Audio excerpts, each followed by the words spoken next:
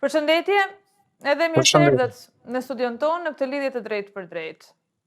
Përshëndetje edhe nga ana juaj një. Atëherë, ju Ne keni një problem që lindi që kur ndodhi tërmeti, pra në vitin 2019-2020, me pjesën e pronave tuaja, banesat dhe bizneset. Ju keni pas edhe biznese që ju janë prishur nga tërmeti. Ku janë sot, si keni jetuar gjithë këto vite, 5 vite, a jeni trajtuar me bonus qiraje, a keni marrë banesa, apo jo? Pastaj flasim për bizneset.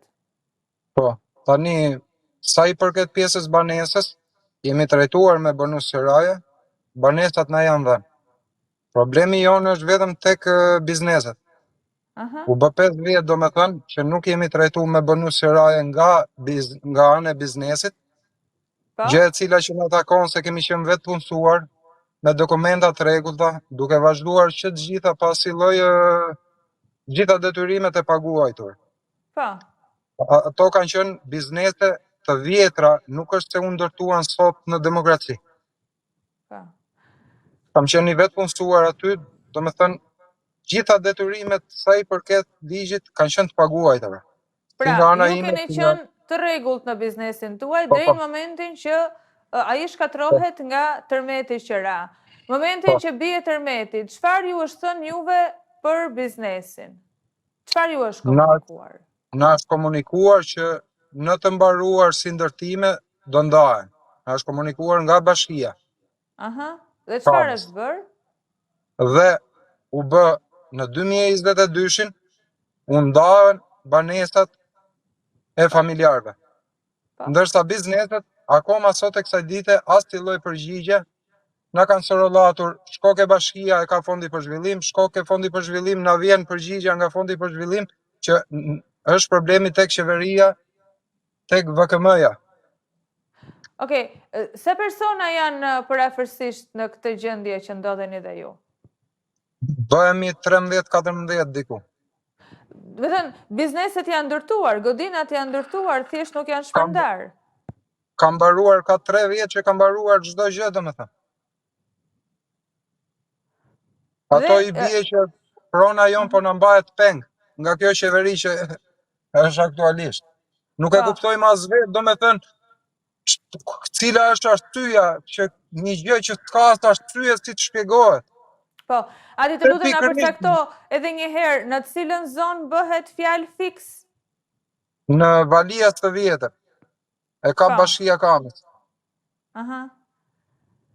Dhe domethënë kemi ngel pa, nuk dim çfarë të flasim dhe vetë, për momentin jemi të shokuar, jemi familjar, jam veti 6 në shtëpi, nuk kam të ardhurat tjera. Kam 4 kalamaj. Po punoj sot këtu nesër. Keni marrë biznes tjetër me qira duke e paguar vetë? Jo, nuk kam mundësi që të marrë biznes tjetër me qira.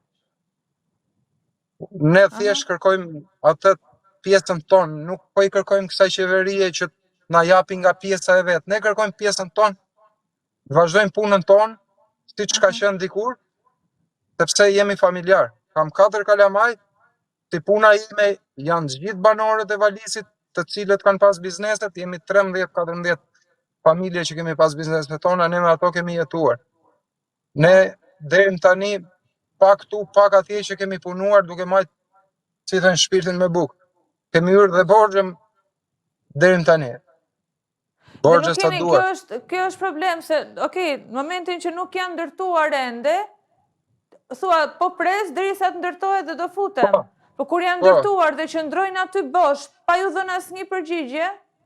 Po, kishim shpresa se hajtë derisa të ndërtohen, po kur ato u ndërtuan dhe mbaruan gjitha objekte, domethënë, çelësat e banesave në u dhanë, po bizneset cila është arsyeja, ne nuk po marrim një përgjigje, nuk e dim kush është arsyeja pse po mbahen peng këto, se kjo quhet që po mbahet peng. E drejta jon, domethënë prona jon, ti marrësh tjetrit bukën e gojës të fëmijëve, se marr vesh, e kuptoj.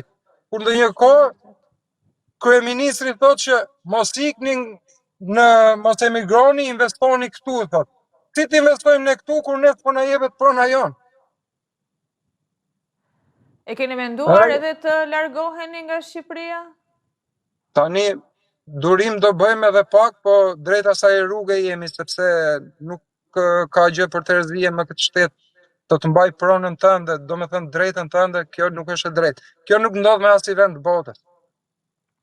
Këtu nuk ka, do me thënë, asistencë nga bashkia jo, nuk ja u kam kërkuar. As si lloj drejte, vetëm pagesa. Unë aktualisht më paguaj licencën e kam vetëm të pezulluar përkohësisht, edhe taksën e dritave të biznesit, edhe taksën e ujtit të biznesit unë vazhdoj ta paguaj akoma. Minimalisht të bëjmë një llogarit vogël, minimalisht në atë zonën, aty te kafja, besoj se një 7 ditë, 8 ditë e nxirshën ditë. Po, mjaftueshëm, kam pas punuar mjaftueshëm. Unë kam qenë veti 7 në familje, vetëm me atë e mbaj ashtu. Mirë, kam 4 për të rritur. Ju po flisni edhe në emër të 13 apo 14 familjeve të tjera, edhe ata me fëmijë edhe me probleme sa të duash. Kështu që shumë mirë që e ngrini zërin, shpresoj shumë që mbas kësaj interviste ju të merrni një zgjidhje dhe t'ju kthehen bizneset që qëndrojnë të mbyllura dhe nuk ju jepen çelsat. Inshallah do Zoti i Madh na ndihmon, se shpresat tek Zoti i kemi, se për qeverinë ka marrë fund çdo gjë, sepse një llogari thjesht e bërë. Sikur sot ne ato çelsat na jepen, i bi që ne atë biznes e kemi bler me lekët tona. Për kaq kohë sa ne nuk jemi trajtuar me bonus qiraja. Ne do përpiqemi pastaj edhe me anë të avokatëve, do ta çojmë çështjen edhe në SPAK, domethënë po s'patëm zgjidhje, nuk do bëjmë një denoncim edhe në SPAK, se nuk e qartë. Kjo është një soi si ne t'i marrim çelësin e banesës një qeveritari, ta provoj njëherë si do ngelet kur ja merr çelësat, po këta nuk e kanë problem, sepse nuk e njohin krizën vetë, edhe kjo është arsye. Mirë, unë të falenderoj që ti e bërë publik këtë rast, edhe shpresoj shumë që të gjeni një zgjidhje sa më afër të jetë e mundur. Faleminderit nga ana ime, ju përshëndes. Shumë faleminderit.